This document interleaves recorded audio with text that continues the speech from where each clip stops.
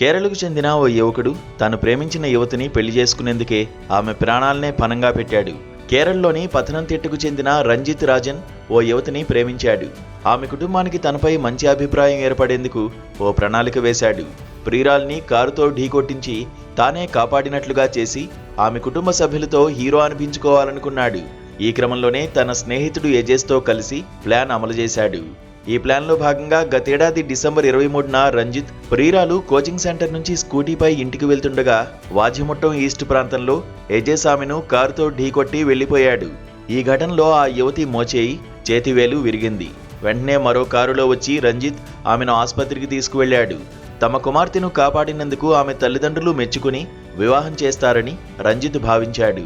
కానీ ఈ పథకం గురించి తెలియని ఆ యువతి పోలీసులకు ఫిర్యాదు చేయడంతో అతను వేసిన పథకం వెడిసికొట్టింది. సీసీ ఫుటేజీని పరిశీలించిన పోలీసులు ఎజెస్ను అదుపులోకి తీసుకున్నారు. దీంతో వారి పథకం గురించి పోలీసులకు చెప్పడంతో రంజిత్తో పాటు ఎజెస్ పైన హత్యాయత్నం కేసు నమోదు చేసినట్లు పోలీసులు తెలిపారు.